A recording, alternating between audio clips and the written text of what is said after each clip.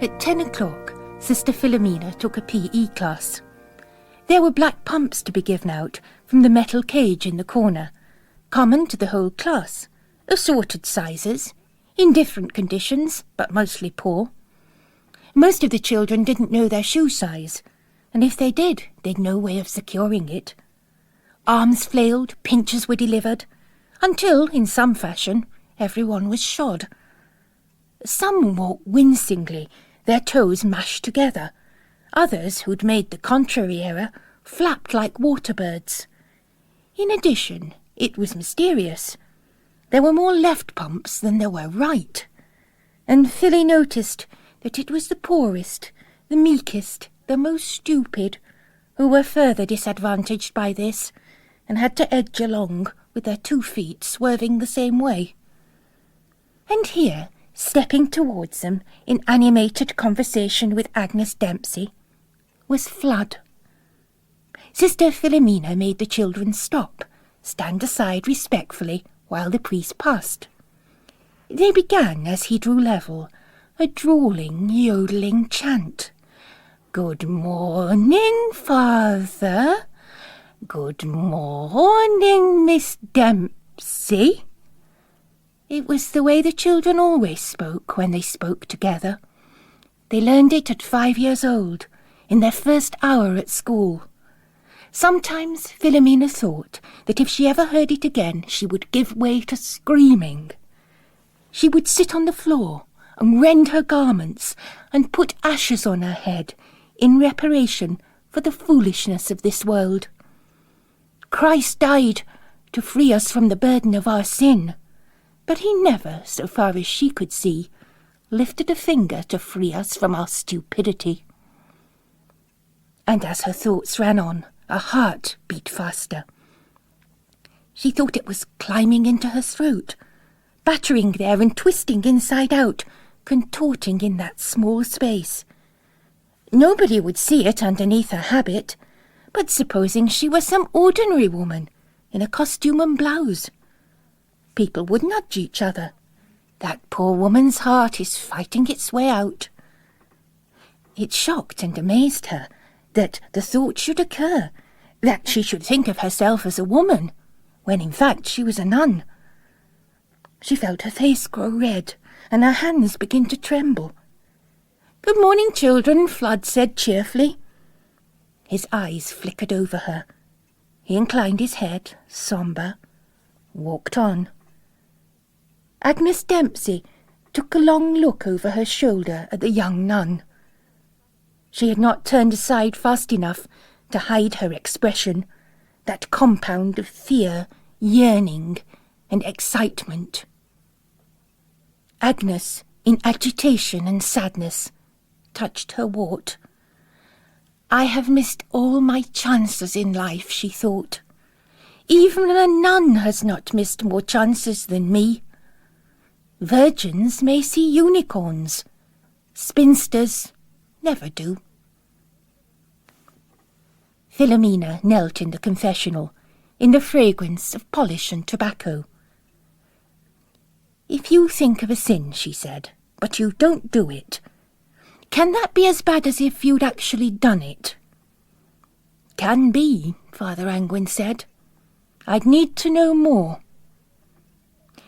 "Well, supposing a person entertains certain thoughts, but he doesn't know at the time that they're bad. Suppose they start off as quite ordinary, permissible thoughts, but then he feels where they're tending. Well, he should stop thinking at once. But you can't stop thinking, can you? Can you? A good Catholic can. How? Prayer. Prayer drives thought out. With practice. "I don't know," she said. "It's been my experience that you can pray, but the thoughts run under your prayers, like wires under the ground." "Then you're not doing it properly." "I've tried. Trying's not enough. Remember what you were taught in your novitiate. It's not enough to do a thing as well as you can. You must do it perfectly." "Oh, it's impossible, isn't it?" she said. "You begin innocent enough, but you can't walk around with your eyes shut, with your ears shut, with your mind a blank. But once you see and hear and think, things lead to things." "Oh yes," he said, "they do that." That evening it turned colder. A wind soughed across the moors, out of England's autumnal heart, a wind with no breath of the sea, bearing an upland odour of privation and loss. The nuns locked the school doors with iron keys and hurried in concert back to their refectory, to their tea and bread and margarine. The next collation would be the last of the day, and it would be soup. Philomena imagined she could smell it already. She pictured herself in her place at table, for places never changed, unless someone came or went, or died, which would be more likely. If every day from now was to be the same, why have the days at all? She lowered her head, as if examining the grain in the wood of the refectory table. I have reached, she thought, a human being's lowest ebb. I have no curiosity about the future. I know what the future will be. The rule sets it out for me. And if the future is predictable, does that mean that it is planned? If it is predictable, is it in the least controllable? This is old stuff, she thought. This is seminarian stuff. Is my will free? Outside the wind dropped. The nuns, draining the dregs of their tea, lifted their heads and looked at each other. A curious ripple ran around the table. Overhead, the 40-watt bulb flickered once, twice, 3 times, like St. Peter's denials of Christ. Then gaunt shadows turned their faces down and muttered a grace, then rose, as if in the grip of flames, and flickered from the room. The priest had eaten early, hot pot. At least Father Angwin had eaten his. He didn't know what Flood might have done.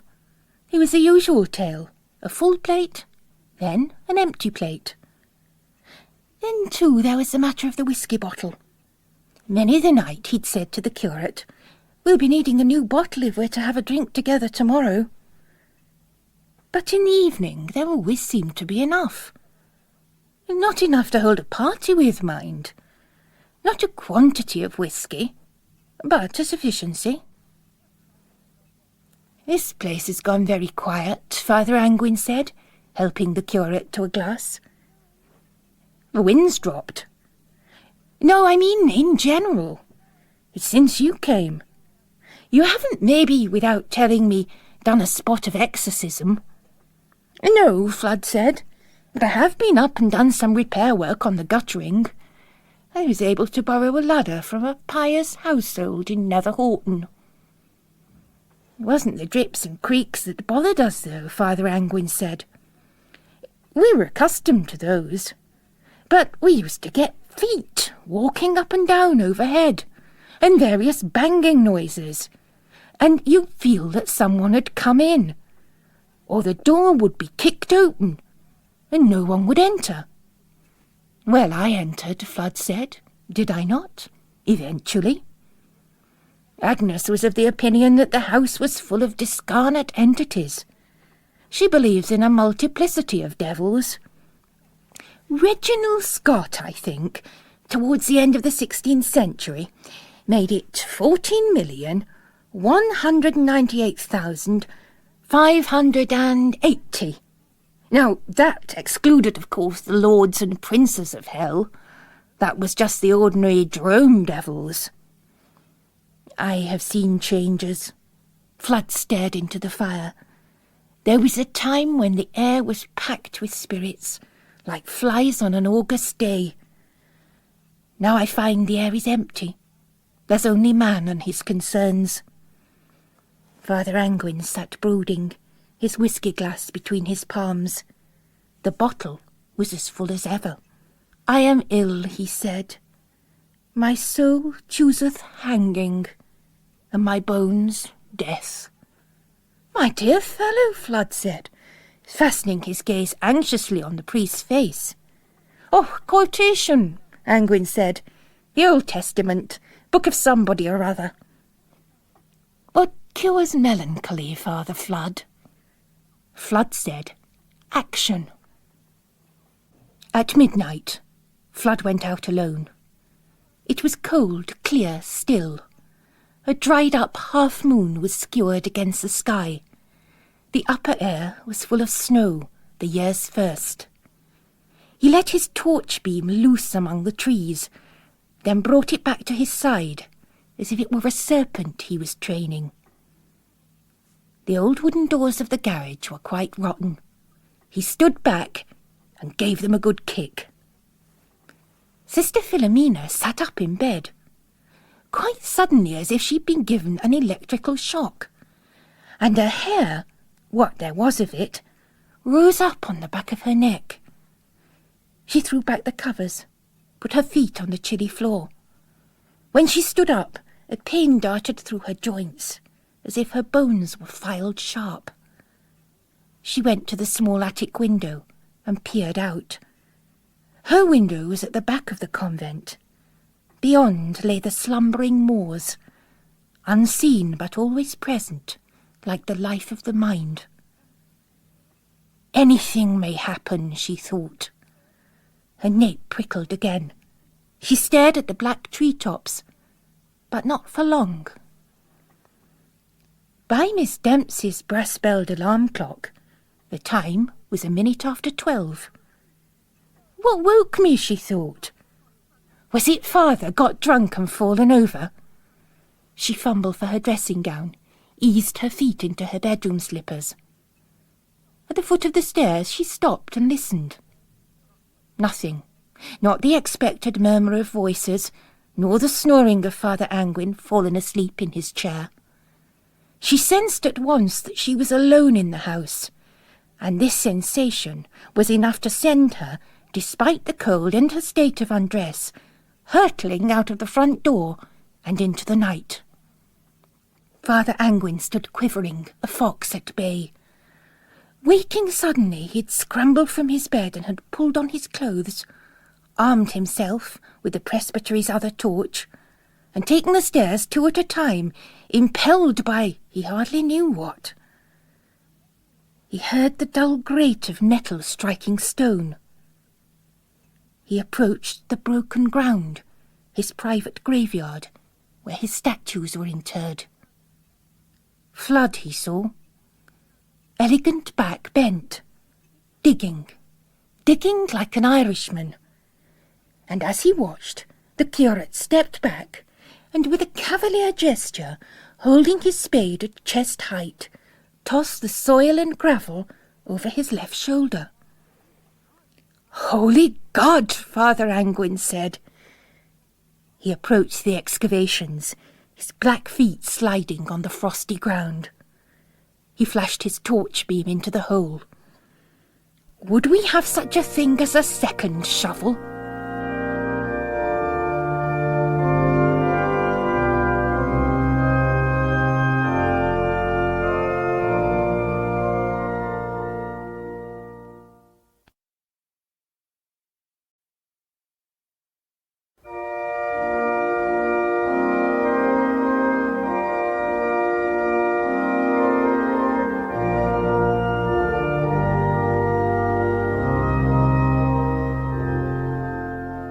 In silence they looked down at the graves. Flood, Father Angwin, Miss Dempsey and Sister Philomena.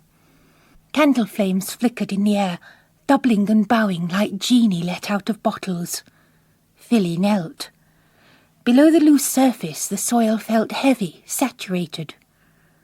A hand encountered something solid, thin, hard and sharp. "It's okay, you've done it, Father Flood," she said. "We're down to them." Father Angwin dropped to his knees beside her. She saw his breath, a smoky plume in the air. The priest leaned forward, groping in the shallow pit. "I feel it," he said. I think it is the edge of St. Cecilia's portable organ. Let me scrape with my spade, said Flood. No, you might damage it. Father Anguin crouched, both hands dabbling and patting at what lay beneath the soil. Miss Dempsey leaned forward and put a hand on Philly's shoulder to steady herself. Grunting with effort, she got to her knees. I beg to differ, Father Anguin. I don't think it is the portable organ. I think it's the edge of St. Gregory's papal tiara. Let me at it, said Flood. I won't smash a thing. You're both wrong, Philomena said. What you can feel there is the arrow that pierces the heart of St. Augustine. We had better yield to Father Flood, the priest said. 2 women and an ageing fellow like me, what can we do against superior strength? Go at it, my dear. Move aside, sister, Flood said. She shuffled 2 feet to the left. His braced knee brushed her upper arm. He aligned the tip of his spade, and then she heard the sickening squelch and clatter, steel on plaster. He had driven it in, right by, she believed, St. Agatha's head, as if the Virgin were to be martyred again. Careful, careful, said Agnes, clasping her hands. Philly moved forward onto hands and knees, her eyes on the edge of the spade. She wanted to be the first to see, the first to catch a glimpse of the face emerging from its grave. Father Flood planted his foot in the trench he had made. It was an inch, perhaps, to the left of Agatha's shoulder. His spade scraped away. The tip of a nose appeared, startlingly white. With her fingers, Philly scooped the earth away. It was Agatha, indeed. She pinched out the plaster cheekbones, passed a finger over the sealed lips, then, flinching, over the painted retina. "Shine your torch, Father Anguin," she said. As soon as he did so, she knew that this interval, this suspension, had brought about a change. The Virgin's expression had altered. Blankly sweet, she had become sly. Unyielding virtue had yielded. She gazed up into the icy heavens with a conspiratorial smile. Soon they ceased to speak. The cold crept into their bones. They heard 1 o'clock strike. Bulky outlines were seen, still shrouded by the soil. Then parts of saints emerged, an elbow, a foot, St. Apollonius' pincers. In silence, they recognized and greeted each one. When St. Jerome and the lion came out, Sister Philomena jumped into the trench, and Flood paused, leaning on the spade, allowing her to clear the beast's features with her hands. Then Flood stopped digging. "Listen, somebody's coming." "Who goes there?" called Miss Dempsey, introducing a military note. But without reply or preamble, the new arrival was upon them, transfixed for a moment like a rabbit in the beam of Father Anguin's torch. Then he shone his own flashlight right into the priest's eyes. "Good morning, Judd," Father Anguin said. "Why are you out at this hour, if I may enquire?" "I have been down to Featherhorton," Judd replied. "I wanted a basin of peas." "So that's what you have there?" "Yes, and fish, in my newspaper." "I didn't know the shop was still open at this hour." "They fry very late these nights, to oblige anyone from up the hill who might feel peckish. We people up the hill are never early to bed. When the nights are long, we take advantage of them. Would you like some of my fish?" He unwrapped his newspaper. A delicious aroma crept out. "Well, I am tempted," Miss Dempsey said. "Sister Philomena," Judd said. "I'm starving," Philly said. McAvoy proffered the parcel. Father Anguin broke off a piece of fish, and soon they all ate, Father Flood picking at a flake or two.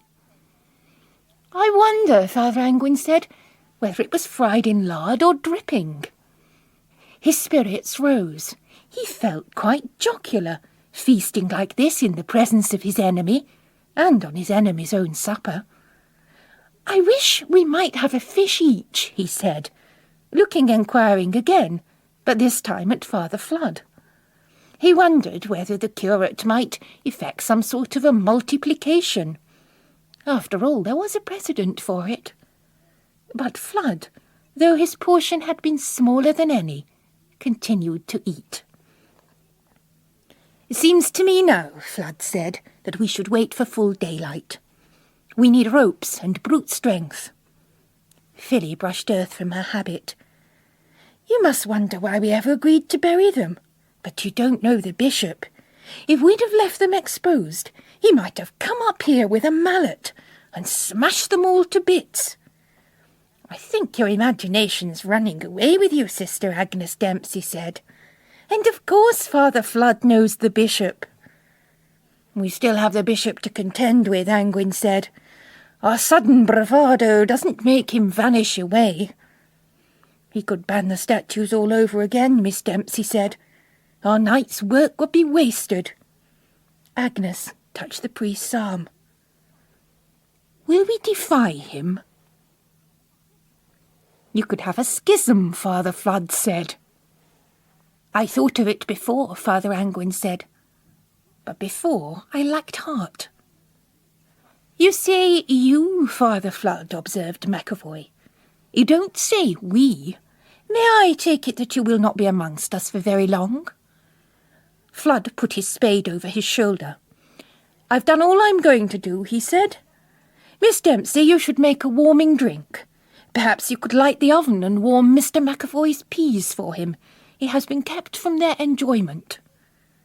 Faces looked up from the ground, bone-coloured, blank-eyed, staring at the snow-charged sky.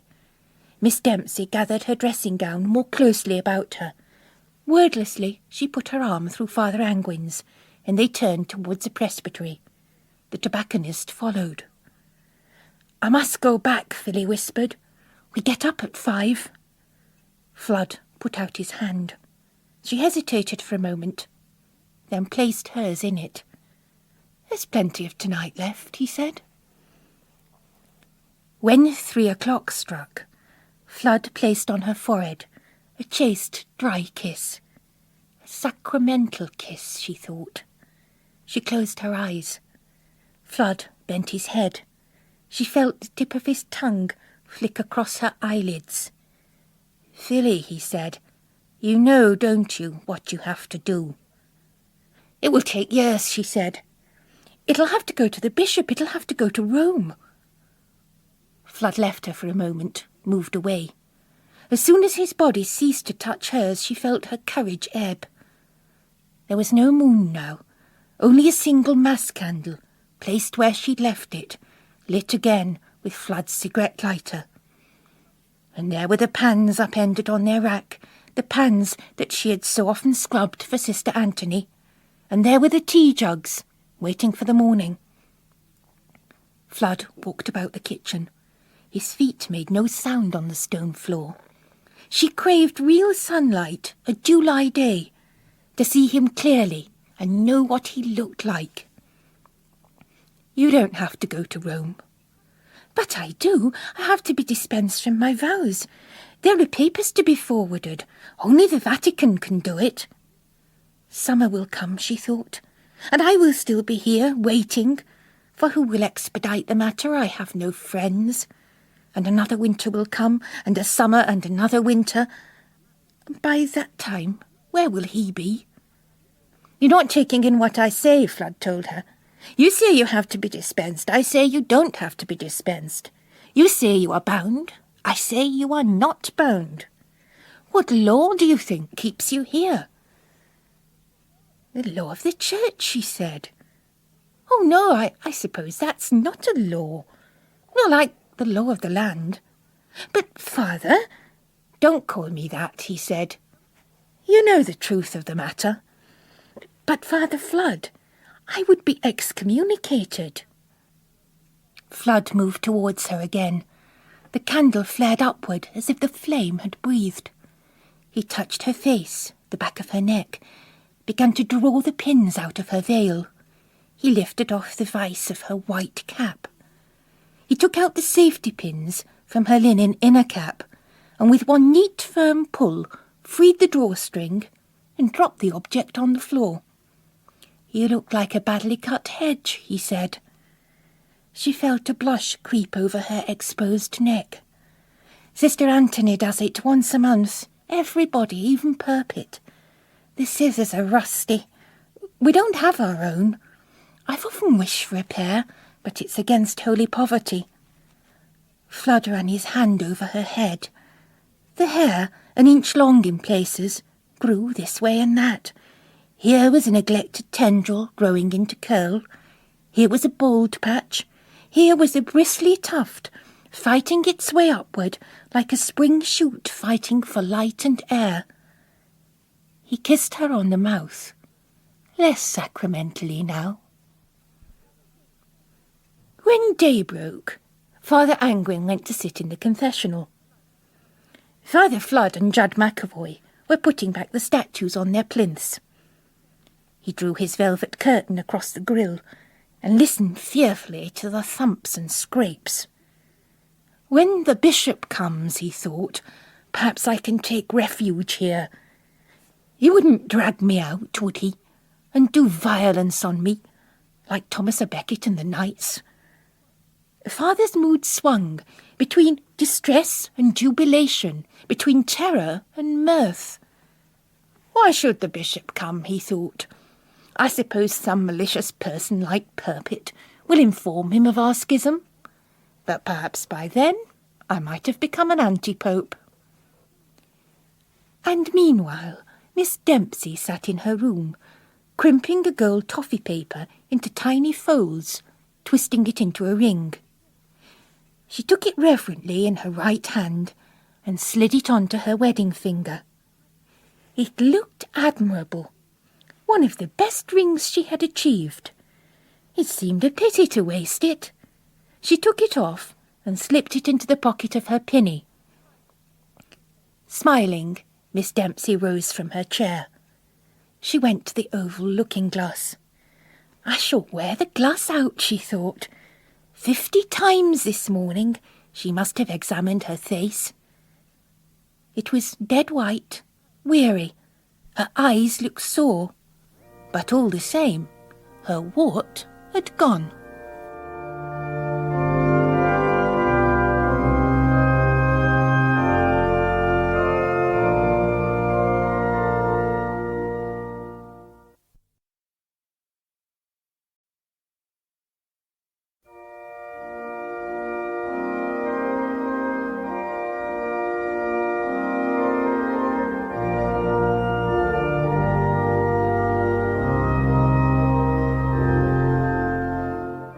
I've got the key, Sister Anthony whispered.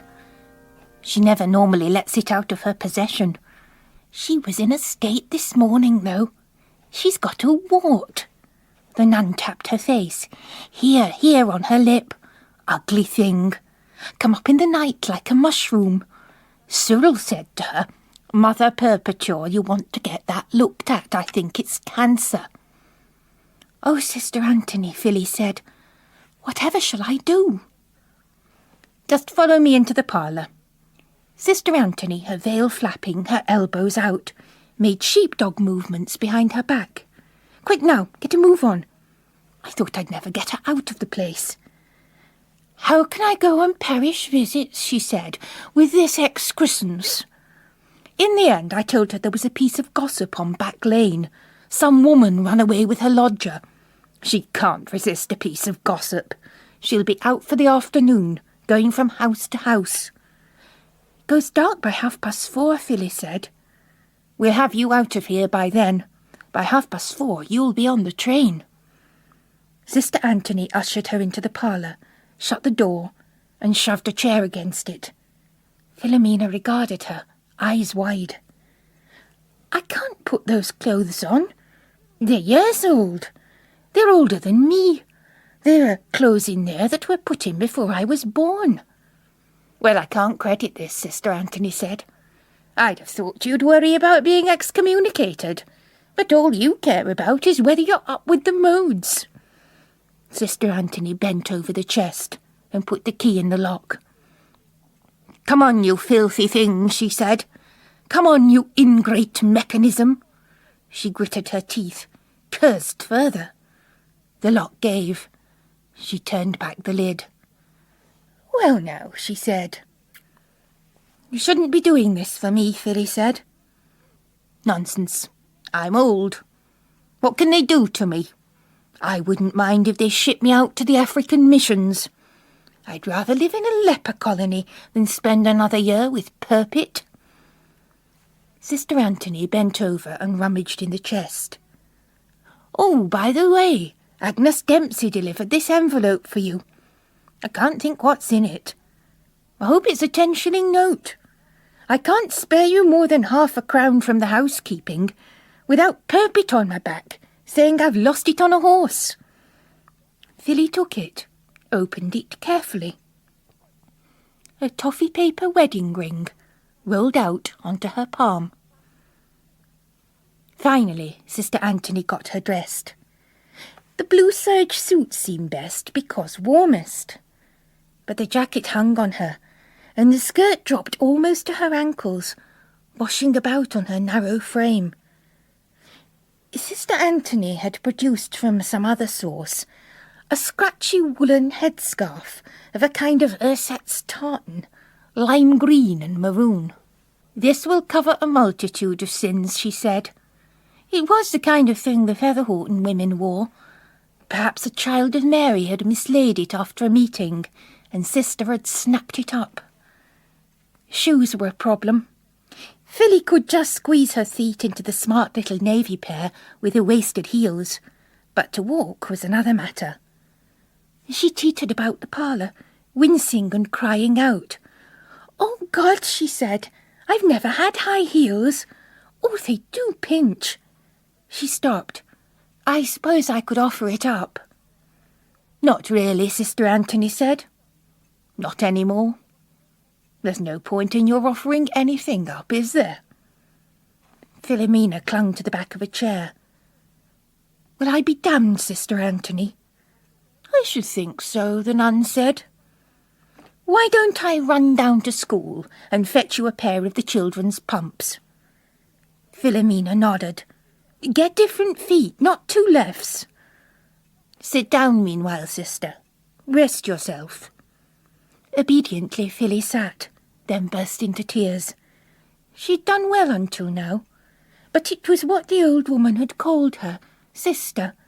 Soon she would never again hear that form of address. Anthony regarded her thoughtfully. Then she took a clean folded handkerchief out of her pocket and passed it over. "Keep it," she said. "I know you never have one of your own." Strictly speaking, she knew it was not hers to give. It was common property, which the order had prescribed for her personal, temporary use. "By the way," she said, "what was your name before you came into religion?" Sister Philomena sniffed. "Roisin." She wiped her eyes. "Roisin O'Halloran." Sister Anthony had said, "Wait until dusk." Now Roisin O'Halloran fled like an animal over the dark ground.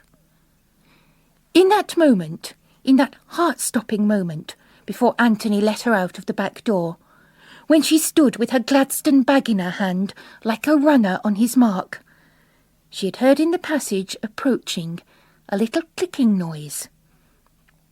It was Polycarp, Cyril, and Ignatius Loyola, and as they bustled along, their rosary beads clicked together and made a sound like the gnashing of teeth.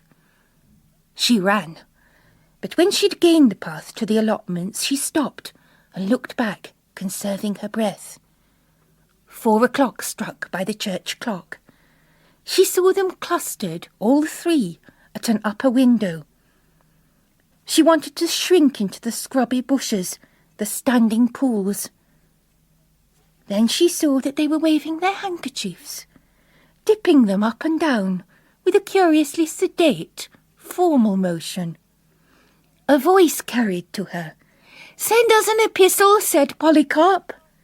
"Send us a food parcel," quoth Cyril. "Send us," said Ignatius Loyola. But she never found out what it was, because she had turned again and loped onwards towards the first stile. Roisin O'Halloran fled like an animal over the dark ground, observed, from a vantage point on Back Lane, by Mother Perpetua. "I shall get her on the platform," Perpetua thought. She did not stop to think what a figure she cut, galloping and puffing, a habit bunched up in her fist to clear the ground, her crucifix bouncing against the place where laywomen have their bosoms. She ran at a peculiar crouch, pausing every so often to massage her ribs and sight her quarry. On the tops of stiles she hovered to scan the country. The beast was not now in sight, but I shall corner her on the platform, she thought. I shall drag her back. I shall drag her through Featherhorton in full view. I shall pull those clothes from her back and lock her in her cell to wait until the bishop comes. And then we shall see, and then we shall see, and then we shall see about the degraded minx. Her heart pounded and roared in her ears under the folds of her veil. She did not doubt she had the advantage. The station path was but a sprint away. As she turned downhill, the evening seemed to close in over the allotments behind her, that rolling darkness rolling down from the moors. From the hen houses, a single point of light gleamed, as it might be the tip of a lighted cigarette. She had almost gained the station path when a figure rose up before her, out of the bushes, and blocked her path. She stopped and stared, eyes popping. It was a figure she knew, a form she knew, yet subject to change, to a transformation that froze her blood. "Oh, horrible," said Mother Perpet, caught halfway over the final stile. Roisin O'Halloran stood on the platform. She held her Gladstone bag before her, in her ungloved hands, with their paper ring. Her tartan headscarf flapped in the east wind. Across the moors that train must come. But what if snow had fallen in Sheffield today? What if Woodhead was blocked? What if a blizzard was brewing? Snowploughs out, ice on the points, sheep buried alive on the moors. She imagined the voice of the station master. "No trains out tonight." She had no watch. She didn't know when the train ought to come. She had bought a ticket with her head bowed, in a false voice. She was like a parcel, she thought, addressed but not posted. She had felt the ticket man's eyes on her back. She didn't dare ask him, "What time will the train come?" She had hoped for a public notice of some kind. But no doubt if there had been one, the people from Netherhoughton would have come by night and torn it down. In her shyness, her confusion, her haste, she hadn't asked Father Flood, "What time will the train come and carry me away?" She had only heard him say, "I will be after you. When you reach the other end, wait in the baggage hall. Confide in no one." It occurred to her that this man, this false priest, the impostor with whom she would soon embark on the dreadful act, was a mystery she hardly dared address, a man whom she didn't know. "I do not know God," she thought, "but I always trusted in him." Now she saw, out of the corner of her eye, that another traveller had arrived. He stood behind her, a little distance away. She drew her scarf further over her head. "Let it be some Protestant," she prayed, "someone who wouldn't know me." Then she thought, what's the use of praying for that sort of thing? Or any sort of thing at all? He must, she thought, be examining with some curiosity my peculiar-looking back. The skin of her neck crawled, almost as if the man were Flood. She began to turn her head, as if it were subject to a magnetic attraction. And yes, of course he was staring at her. Their eyes met.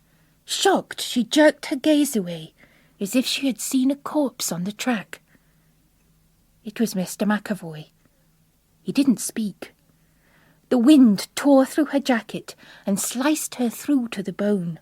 It got under her skirt and barrelled it out around her legs. She turned her eyes down and kept them on her gym pumps. One right, one left.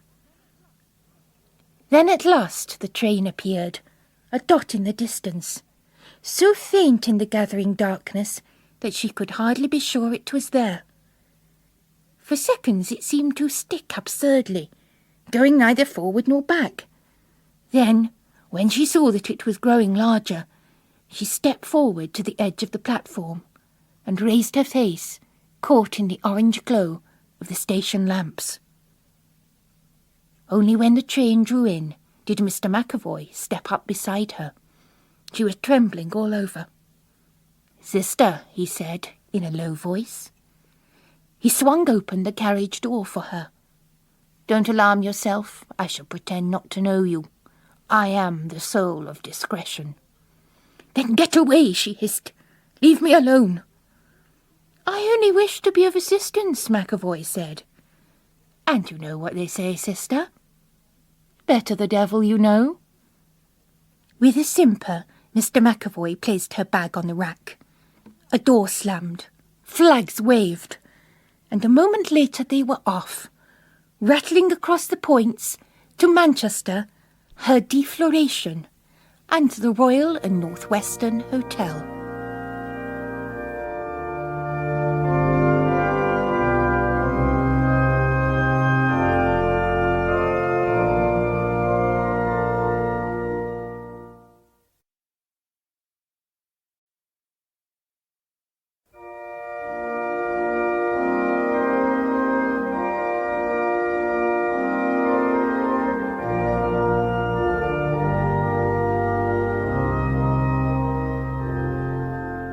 In Featherhorton it was tea-time. The bishop sat blocking the fire, looking chilly and shrunken, a shadow of himself. "Absconded," he said. "Dear, oh dear." "Or done away with," Father Angwin said. "I'm expecting the police tomorrow at first light. They mean to dig about the grounds. They've seen a place behind the garage where the earth has been disturbed." "Is it possible? Who would want to do away with a nun?" "Suspicion would fall on the people from Netherhorton, seeking a virgin for their rights." "You sit there and look so cool," the bishop said. "Yet you tell me a professed sister is missing from the convent, and that Mother Perpetua has burst into flames while on her parish visits.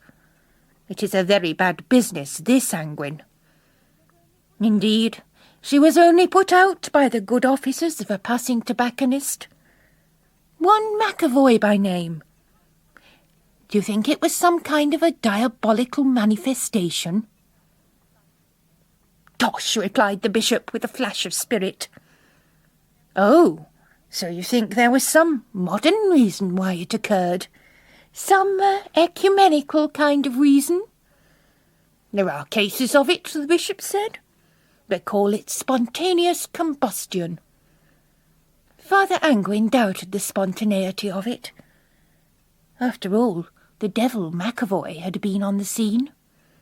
It is a wise man, he thought, who can tell the firefighter from the arsonist.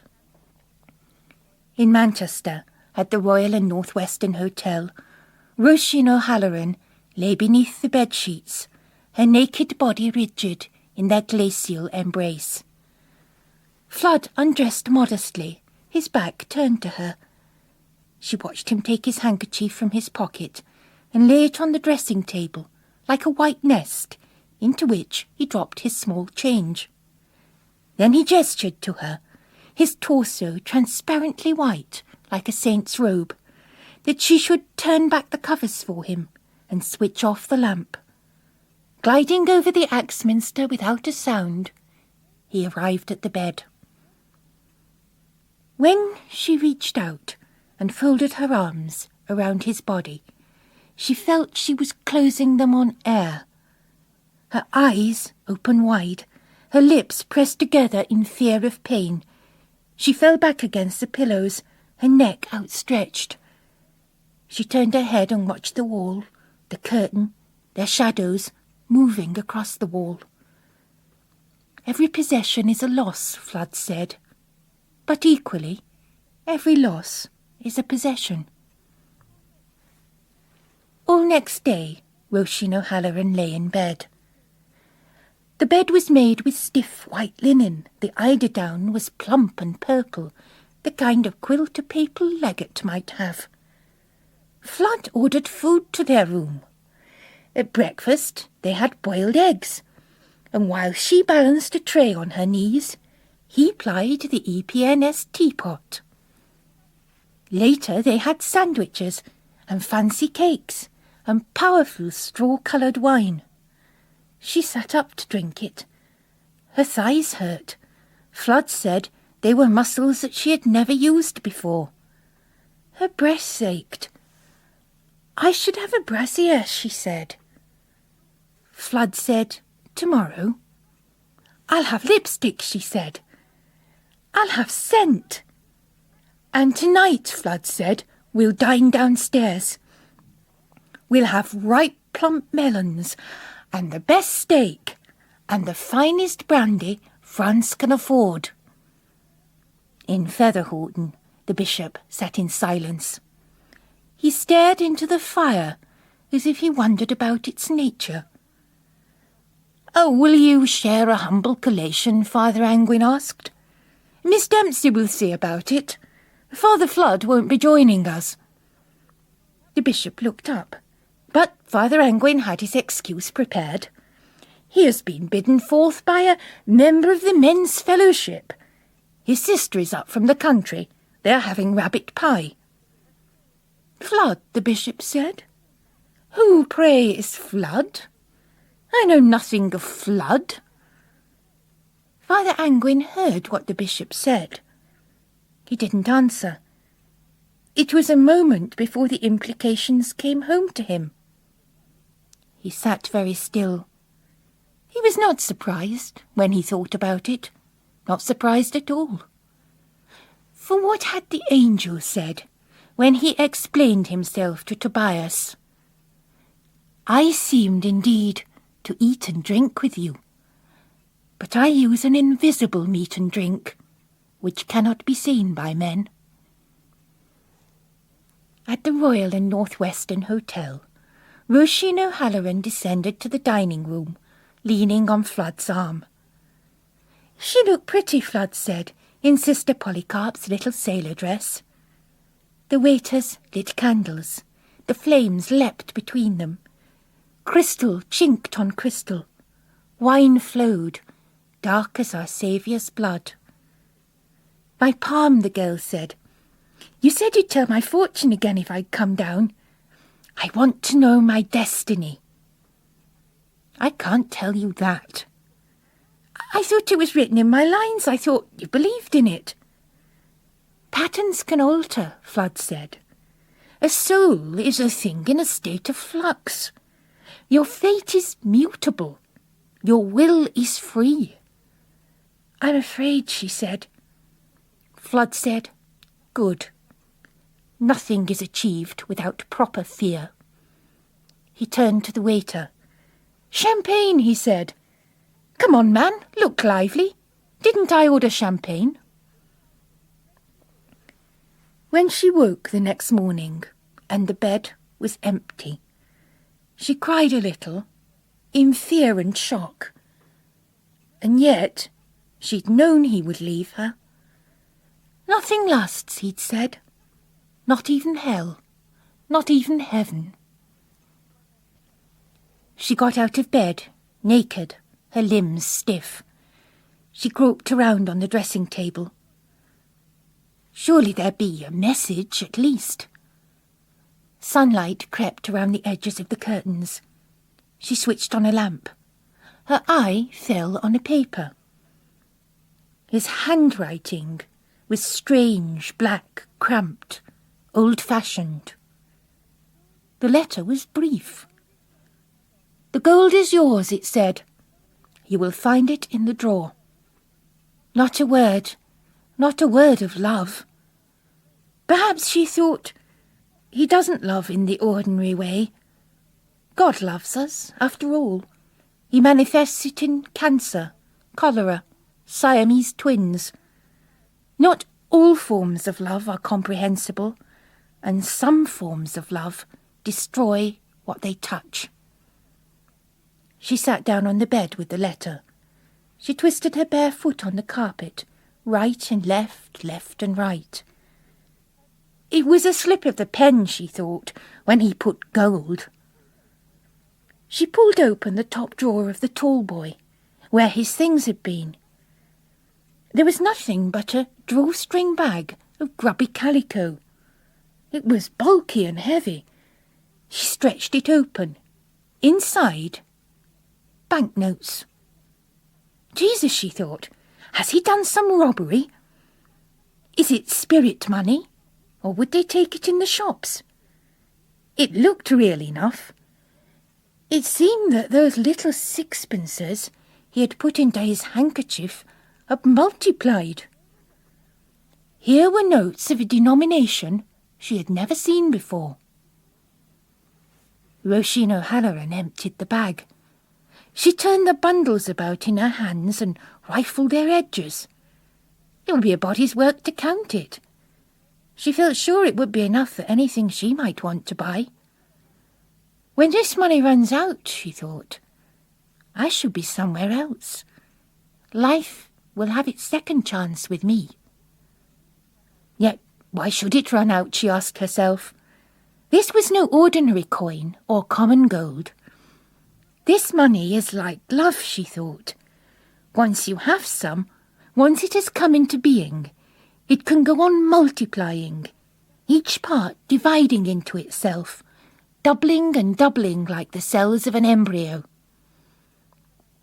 She drew up the string and placed the money carefully in the bottom of her Gladstone bag.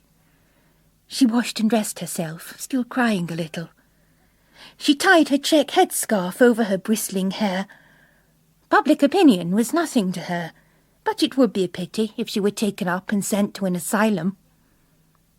Then timidly she quit the room, descended the wide stone staircase, approached the mahogany altar of the reception desk. The bill had been settled, said a dignified personage, in a manner that was barely civil. Dr. Flood had already left. When she was crossing the foyer, that waste of marble like an iced lake, she heard the personage turn to his colleague. "Would you credit it, Tommy?" he said. "I thought I could spot one a mile off. I've never seen such a bloody strange-looking tart in 20 years in the hotel trade." It was one of those days, rare in the north of England, when a pale sun picks out every black twig of a winter tree, when a ground frost forms a gilded haze over the pavements, and the great buildings, the temples of commerce, shimmer as if their walls were made of air and smoke. Roisin O'Halloran hurried to the station. If anyone noticed her blue serge suit and her black plimsolls, they took them as part of the novelty of the day. Her eyes stung and her cheeks burned, but it was an exhilarating cold, and everything about her, the gilded pavements, the faces of Mancunians, the coloured pictures above her head, seemed to her to have been freshly created, made overnight, manufactured by some new and ingenious process that left them clean and hard-edged and resplendent, faces immaculate, hoardings immaculate, pavements without a stain. I could go anywhere, she thought. Back to Ireland, on a boat, if I liked. Or not. When she entered London Road Station, its clamorous darkness full of smoke and steam, its railway noise breaking like waves against the roof, she put her bag down carefully between her feet and looked up at the destination boards. Then she picked one out. Father Angwin woke late. Miss Dempsey brought him tea in bed. The first time in all their years together that she'd ever done such a thing. The children of Mary would be scandalised, she thought, if they knew I was in a priest's bedroom while the priest is in his bed. Perhaps I would be drummed out and disgraced for ever. She touched the spot where her wart used to be. The time will come, she thought, when we will look back on what has occurred and account it an age of miracles. Meanwhile, there were the police to be dealt with. At 9 o'clock, the chief constable came in person. He was a modern policeman, fresh-faced and cold-eyed, and he liked nothing better than to tear around the county in his big black car.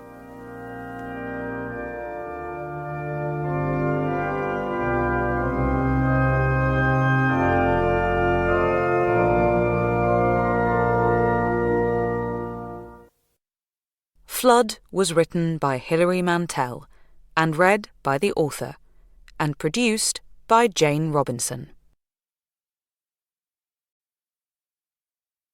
BBC Audio presents Beyond Black by Hilary Mante, dramatised by Caroline Harrington, starring Alison Steadman, Rosie Cavaliero and Bill Wallace.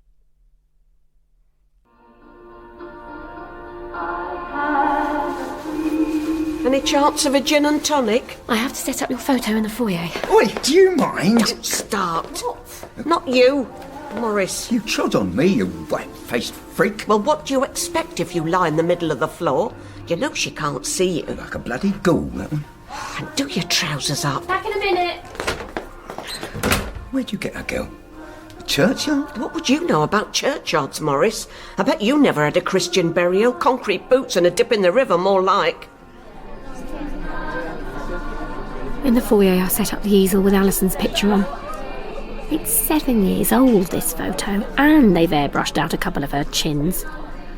I swathe it in this piece of apricot polyester that she calls my silk. Ever since I've known her, I've been trying to break her addiction to this particular bit of kitsch. It's unbelievably tacky. Meanwhile, the punters are gathering. I can't believe that I was ever one of them, lining up to listen to Alison or some other so-called psychic, jostling in a queue for the box office, a tenner in my hand and my heart in my mouth. There are some nights when I don't want to do this. I don't want to do it at all. It's not the dead that are the problem. There's never any shortage of them clamouring for attention. The skill is, when you've picked out one, to make the others recede, which takes a bit of force sometimes. There are some pretty big egos in the next world. But then you have to take that voice, the dead voice, and fit it to a living body, to ears that are ready to hear. And sometimes you look down from the stage, and all you see are closed, stupid faces. Here's your gin. Oh, bless you. They're turning people away tonight. Manager says he could fill the place twice over. Just a last little dab of powder. Now, how do I look? It's amazing what you can do with a bit of makeup. She has such presence, Alison. She fills a room. And it's not just her size. Even when she's left, you can feel her presence. Smell her scent. Whereas me, when I'm gone, I leave no trace at all. Yes, it's as if you wipe out the signs of yourself as you go. Don't be silly. Like a robot housekeeper, you polish your own fingerprints away. And don't read my private thoughts. Come on. Time to face the punters. Out the way, Morris. Where is he? Line across the doorway. Right. Oh, get off! Face you go.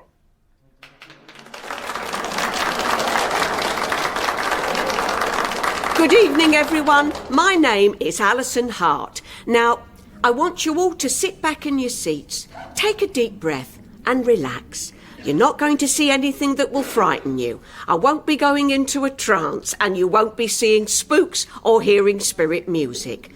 All I do is I just tune in. I just have to listen hard and decide who's out there. Now, this young lady here, your name is? She's looking 3 rows back. Young girl, 17 or so. Well, Leanne, I think I have a message for you. There's a lady here called Kathleen who's sending lots of love in your direction. Your granny, would that be? Leanne turns out to be a total dud. So she didn't know she had a granny. Kathleen says she lives in a field. Now, bear with me. Penny Meadow? Do you know that address? Blank stare from Leanne. I'm getting a smudge on my fingers. It's grey. It's ash. It's somewhere below the place you hang your washing. Could it be Ashton-under-Lyne? The girl's never even heard of Ashton-under-Lyne. Never mind. You go home, Leanne, and ask your mum what Granny was called. Ask her where she lived. Then you'll know, won't you, that she was here for you tonight. It's not uncommon in places like this to find family memories so short. These towns where nobody comes from, with their floating populations and their car parks where the centre should be. Now, can I ask how many of you have sometimes felt you're psychic? This is what she does when it's a slow night. They may be shy at first. Come on, don't hold back on me. But sooner or later, Gillian, the hands go up. Jill, you're the sort of woman... Now, you're a bit of a human dynamo. That's how your friends would describe you, isn't it? Trouble is, you're so busy running around picking up after other people that you never have the opportunity to develop your own talents. Now, I'm not telling you this to flatter you, but you are capable of the most extraordinary things if you just give those talents of yours a chance to breathe. Now, say if I'm not right. You're nodding. Do you recognise yourself? See how she does it? There's not a woman alive over the age of 40 doesn't recognise that as a true and fair assessment of her character and potential.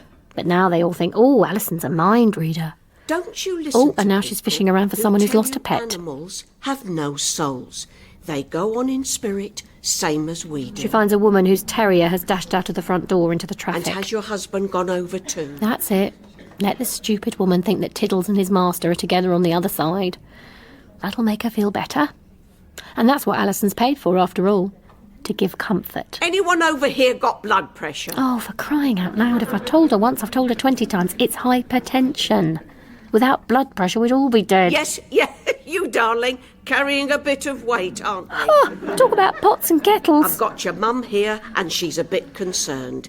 You need to drop a stone, she's saying. Can you accept that? Nothing like a bit of public humiliation. Oh, don't mind what these people think. I mean, look at me. I'm a size 20 and I'm not ashamed of it. You're a 26 and you are ashamed. But your mum now, your mum, she says you're letting yourself go, and that's a shame. Poor woman's wishing the floor would open and swallow her. And she's a plain-spoken lady, your mum, so excuse me if I offend anybody. She's saying get up off your bum and go to the gym. Where's the comfort in that? Oh, and I have your granny. Your granny's coming through, Sarah Ann. Oh, here we go. You won't remember much about her, but she's still around. She's never left you, and she likes those cabinets you've got. A new kitchen, is it? They love it, the punters. Nothing they like better than information about their kitchen fittings. How fantastic that Al should know where they position their bread bin. She's often with you in that kitchen. And by the way, you were right not to go for the brushed steel. Sarah Ann says you won't go wrong with light oak. Then it's back to the ward round.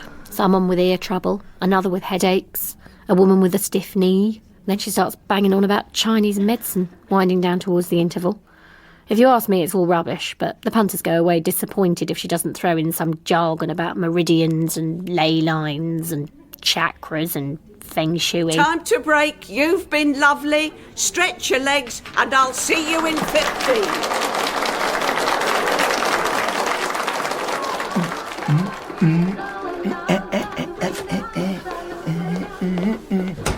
Don't play with yourself, Morris. I've got to pass the time somehow, haven't I? Do your flies up and get out of my chair. All right. Don't get your knickers in a twist. I can never understand why you do that. What? Take your shoes off and your rings. You know you'll struggle to get them back on after the interval. Try thinking yourself into my body. No, thank you. It's hot under the lights. Half an hour and I'm fit to drop. It's just telepathy, isn't it? Just telepathy? The kitchen units. Her granny didn't tell you. Oh, Cole, do we have to go through this every time? Still keep expecting someone to jump up from the audience and challenge you. Some sceptic. No. To pick up on all your mistakes and evasions. Those sort of people don't come out at night. They stay at home watching Question Time and shouting at the TV. Don't you ever just, once in a while, feel the urge to be honest? What? With the punters? They'd run a mile. It always happens about halfway through the second half that someone asks about her spirit guide. He's a little circus clown. Morris is his name. He's a darling little bloke. Always laughing, tumbling, doing his tricks. It's from Morris that I get my wicked sense of humour. You can't help but admire the radiant sincerity with which she says this. He's been with me since I was a very small child. Of course, it was the usual story with a sensitive child. Sensitive is what we call it, when a person's attuned to the spirit. I was often accused of being naughty when I was only passing on some comment that had come to me through spirit. She's on familiar territory now, so I slip backstage for a cigarette. The dressing room door is closed, and I hesitate. Always afraid that I'll see Morris. Al says there's a knack to seeing spirit. It's to do with glancing sideways, not turning ahead, extending, she says, your field of peripheral vision. So I walk through the door and deliberately turn my head from side to side, checking the corners. Sometimes I think I can smell him. Al says he smells really bad, but I've never seen him. I light up, carefully wafting the smoke away from the fire alarm. Then it's back in for the highlight of the evening, Yes, a punter getting stroppy. That lady there. I've got your daddy here, and he wants you to know he's keeping an eye on you. The woman jumps up, yelling, "Tell the old sod to go stuff himself. Happiest day of my life when he popped his clogs." There's often a lot of anger when someone passes. It's natural. But the woman won't shut up. "Natural," she yells. "There was nothing natural about my bastard dad, and if I hear any more about him, I'll see you outside and sort you out." By this time the manager's moving in, but you can see he doesn't fancy his chances. The trade is all gulping. I'm willing the woman on, but her two mates persuade her back into her seat, muttering and fuming. Yes, this lady. And Alison moves on. You have a child in the spirit world. The woman insists she has no children. I can see there are no children earthside, but I'm talking about the little boy you lost. Well, I say little boy. Of course, he's a grown man now. We're going back a few years, and it was hard for you, I know, because you were very young, darling, and you cried and cried, didn't you? The woman is in bits. It was a miscarriage, and she didn't know. Didn't know it was a little boy. I'm sure those nurses and doctors were doing their best, and they didn't mean to hurt you. But the fact is, you weren't given a chance to grieve. A woman in the row behind begins to sob. If she's not careful, we'll have mass hysteria. And he says hello to his dad. Hello, Dad. The trade sighs. A low mass sigh. Ah. And the husband winces. And he wants you to know this, that though you've never been there to look after him, your little boy has been cared for and cherished. There's a lady very dear to your family who passed the year you were married. Ruby? The husband is nodding. Eddie's first wife, he says. And he wants you to know this little boy of yours, who's a fine young man now, that in spirit he goes by the name you chose for him, which was, correct me if I'm wrong, which was Alistair. The woman nods. That was her choice. Yes. And the trade erupts in a storm of applause. The woman gets to her feet and the husband leads her away, like an invalid, her handkerchief over her mouth.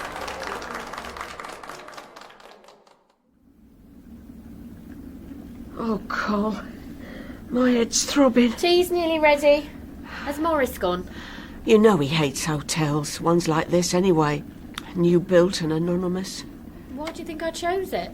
Too many ghosts in old hotels. Whiskery chambermaids stumping down the corridors on their bad legs. Tippling night porters who've collapsed on the job. Guests who've drowned in their bath or suffered a stroke in their beds. Too much loneliness and guilt and regret soaked up by the soft furnishings.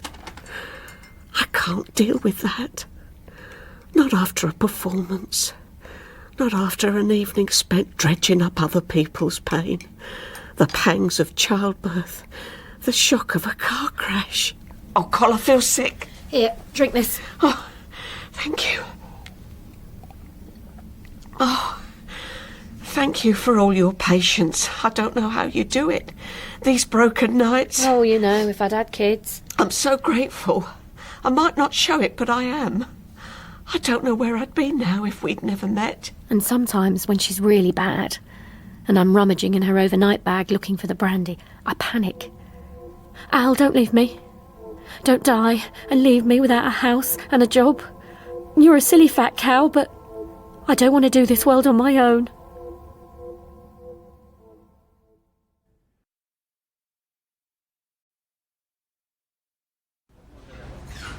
I met Gavin at a conference in Paris. I was the conference organiser and he was standing at the reception desk of our hotel.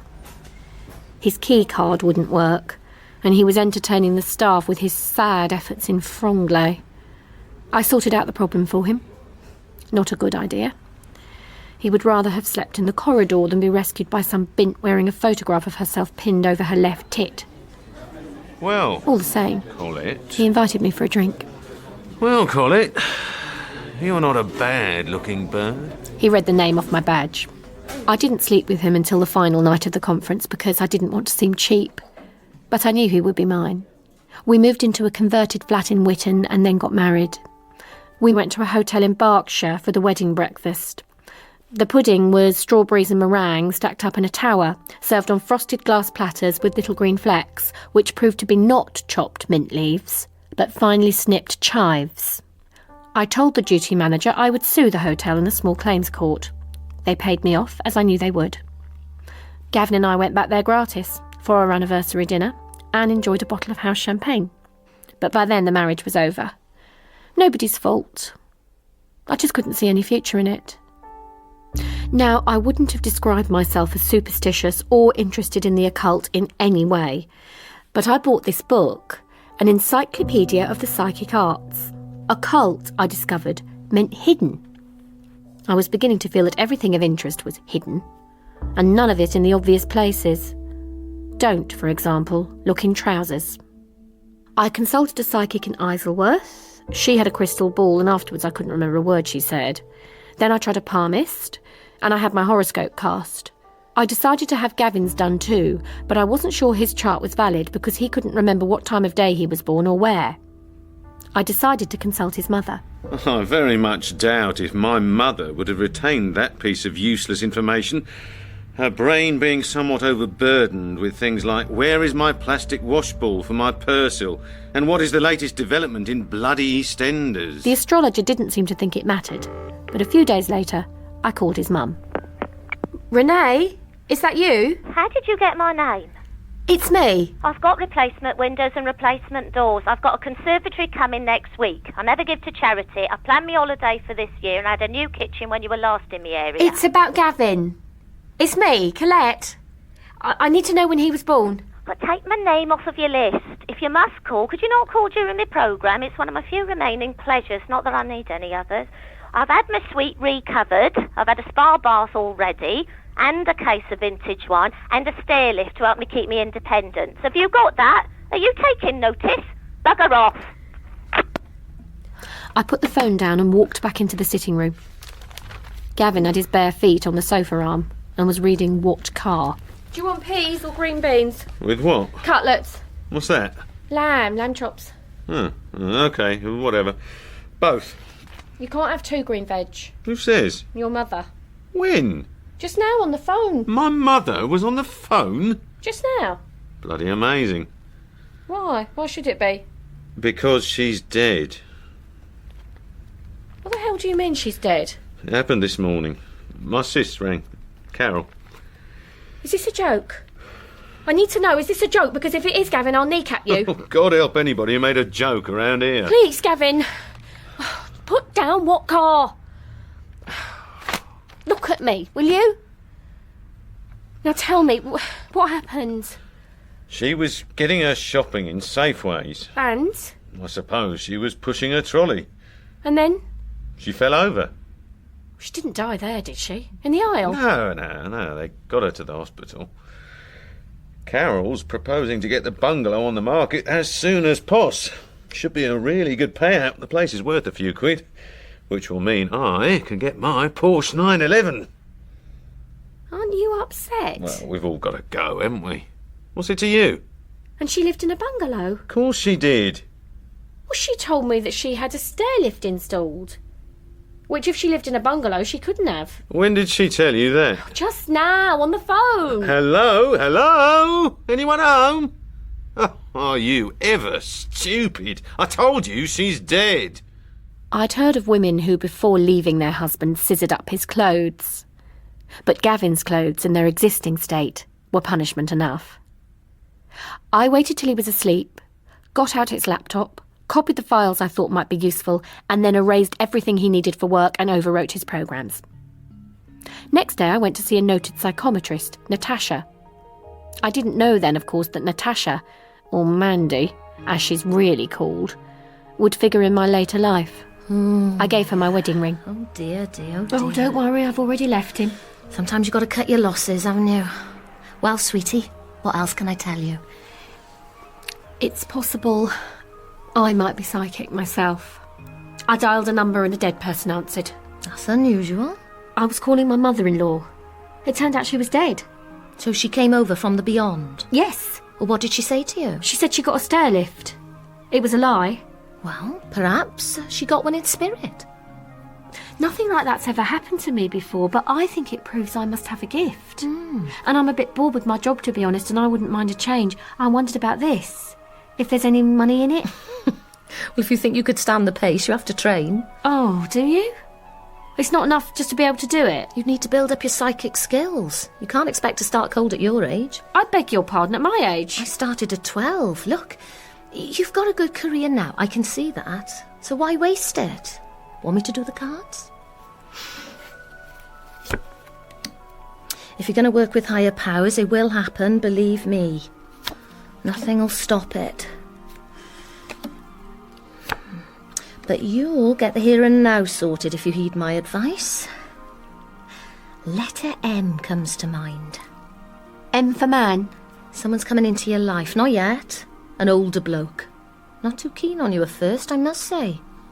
But then? All's well that ends well, I suppose. I arranged to meet Gavin in a wine bar. Luckily, he'd been so drunk the night I left, he thought he'd wrecked his own laptop. He was leafing through Thames Valley Auto Trader. If I don't get the Porsche, this is what I'm getting. Lancia. Recaro seats, full spec. Seriously speedy. Are you going to buy me out of the flat? I want 50% of the bills till it's sold. I'll pay half the monthly service charge. I'll tell you what, you stuff me with a huge sodding phone bill, you can pay that. It's your phone too. It's not me phoning premium rate lines. What's it called? Bloody predictionists. Bloody psychic lines at £1 a minute. Actually, sex lines are premium rate too. Oh, well, you'd know all about that, wouldn't you? You're not normal. I've arranged a house share in Twickenham. I'll have to start paying rent, so I need the flat to be sold. It's on the market. Oh, for God's sake, why didn't you tell me? Oh, I thought you'd get a tip-off from the spirits. I thought they'd say, a strange man is walking around your bedroom with a steel measure. So, do you want anything? I want my life back. From the flat. I'll make a list. The house share in Twickenham didn't work out. I needed my fortune told more than ever. Which is how it came about that one weekend in spring, I found myself in Windsor at a 2-day psychic extravaganza. First up was a wizened old bat in a shawl called Irene Etchells. But then there was Alison. I was sitting in the third row and she fingered me right away. I'm getting a broken wedding ring. This lady in beige, is it you, darling? Yes, I know you still wear his ring, but you're on your own for now. I see images, I can't help it. For a separation, a divorce, I see a ring that's broken. The line of the break is the line of the crack in this young girl's heart. She spoke as if I had my life before me still. As if my thoughts and feelings could be mended. Like getting a broken zip replaced. But don't shed tears, darling. The fact is, you barely started with this man. He didn't know what marriage was. He didn't know how to make an equal relationship. He liked Gadgets, am I right? Hi-Fi's, cars, that stuff. That's what he related to. Oh, yes. But then wouldn't it be true of most men? True of most men, I'll give you that. The point is, though, was it true of him? Was it true that at the great highlights of your life, he was thinking about sports seats and sound systems? But look, darling, there is a man for you. A man who will be in your life for years and years to come. Does he have the initial N? Don't prompt me, dear. Sorry. He's not in your life yet, but he's coming into it. Will I meet him at work? Sort of. More through work than at work. First you'll be sort of colleagues, then it'll get closer. You'll have, what's the word? A long association. His dress sense is a bit lacking, but I expect you'll soon fix that. Exciting, isn't it? I didn't recognise her at first. It was the next day, and I had a queue of punters waiting for readings. I looked up and saw this pallid woman, skinny like an orphan in the storm, with thin fair hair which lay flat against her skull. It was only when I invited her to sit down that I remembered. Broken wedding ring, man with the gadgets, career girl of sorts, and her hand. Oh dear. Someone's coming through for you. Your father, he recently passed into spirit. No. Let me jog your memory. I would be talking about Guy Fawkes Night, or maybe the run-up to Christmas. My uncle died last November, if that's what you mean. Your uncle, not your father? Yes, my uncle. I should know. Bear with me, dear. You don't by any chance have something with you, something that belonged to your father? Yeah. Oh, cufflinks. People just don't know what to buy for men, do they? No way. Look, can you accept this? The bloke who owned these was not your dad. He was your uncle. No, it was my uncle that died. He died in November. My dad died about, ages ago. Oh. Run it past me again, will you? Let's just see if we can unknot this.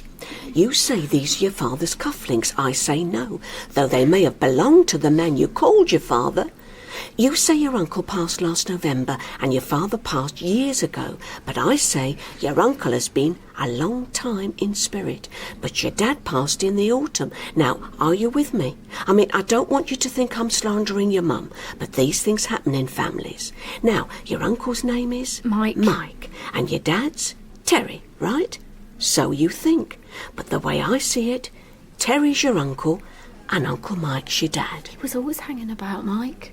When I was little, always round at ours. Chez vous. Oh, that explains a lot. My flat hair, for one thing. Yes, doesn't it? It's a shame your mum's passed, so you can't ask her what's what or why or anything like that. She wouldn't have told me. Can't you tell me? Well, my guess is Terry was a quiet type, whereas Uncle Mike, he was a bit of a boyo, which was what your mum liked. Impulsive, that's how I'd describe her. You too, maybe. What? When you see a bloke you like, you go straight after him. You say to yourself, no, I must do strategy, play it cool, but you don't heed your own advice. Well, why not? I mean, life's too short. I can't do this, I'm sorry. It's the shock, I know, but the way I see it now, you're dissatisfied, restless. Yes. You've reached a place in your life where you don't much want to be. Yes. You're ready and willing to move on. Yes. So do you want to come and work for me? What? Can you type, drive, anything like that? I need a sort of, Girl Friday. This is a bit sudden. Not really. I knew you when I saw you last night. What? What did you know? Life hasn't treated you well. You've worked hard and had no reward. You've lost your home and you've lost a lot of money, haven't you? How do you know? I laid out a spread for you after you'd gone. A spread? The tarot cards. Which spread? Basic Romany. Why that? I was in a hurry. And what did you see? What did I see? I saw myself.